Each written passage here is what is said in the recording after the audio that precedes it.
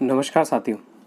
आज मैं ऐसे टॉपिक के बारे में आपसे बात करूंगा जिसे विश्व के कुछ धर्म मानते हैं तथा कुछ नहीं मानते, किंतु इसका जो सटीक जवाब है वह सनातन धर्म की किताबों में मिलता है।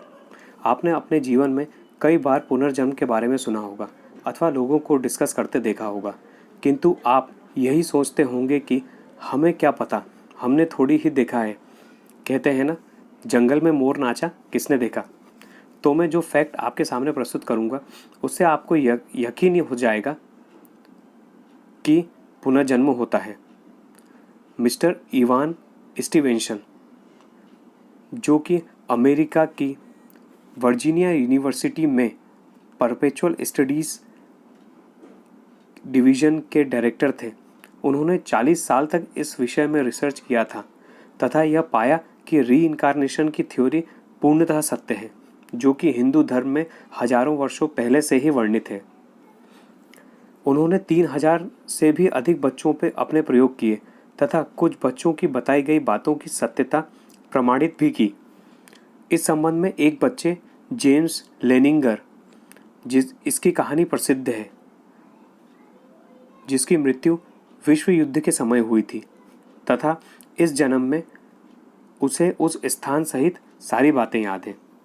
एक और फेमस एग्जाम्पल इसमें खुर्शीद तथा रूमी भावनगरी का है, जिन्होंने अपनी किताब जीवात्मा जगत के नियम में विस्तार पूर्वक इस विषय पर चर्चा की है।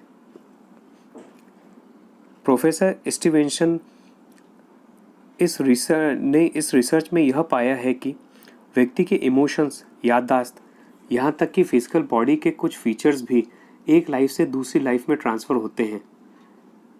इसकी थ्योरी हिंदू धर्म की कार्मिक थ्योरी से मिलती जुलती है। साइंटिस्ट सिर्फ भौतिक आयाम तक ही सीमित रह जाते हैं तथा उनकी खोज उसके परे नहीं देख पाती, किंतु सनातन धर्म उसके भी परे देख सकता है। आजकल साइंटिस्ट जिन चीज़ों को नहीं समझ पाते हैं उसे फजियोलॉजी कहते हैं। साथियों, यह जानना हमारे लिए आवश्यक है कि इस जीवन की अनगिनत पहेलियों का जवाब तभी मिल सकता है जब साइंस तथा स्पिरिचुअलिज्म साथ साथ चले। ये दोनों ही एक दूसरे के पूरक हैं। कोरे साइंस या कोरे आध्यात्म से कुछ नहीं होगा। जीवन की प्रकृति ही कुछ इस प्रकार की है कि यह अति सूक्ष्म से शुरू होती है, जिसे देखा भी नहीं जा सकता, तथा भौतिक रूप ले लेती है और फिर भौतिक से सूक्ष्म की ओर चली जाती है। इसे ही हम जन्म और मृत्यु कहते हैं।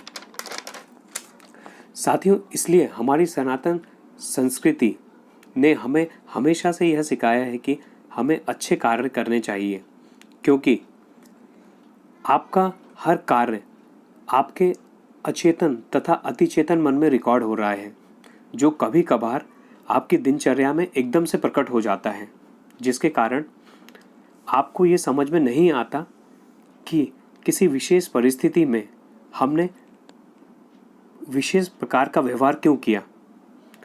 हमारी याददाश्त का केवल 2 से 3% हिस्सा ही हमारे जीवन में उपयोग होता है। बाकी सारा मेमोरी का हिस्सा अवचेतन तथा अतिचेतन में पड़ा रहता है।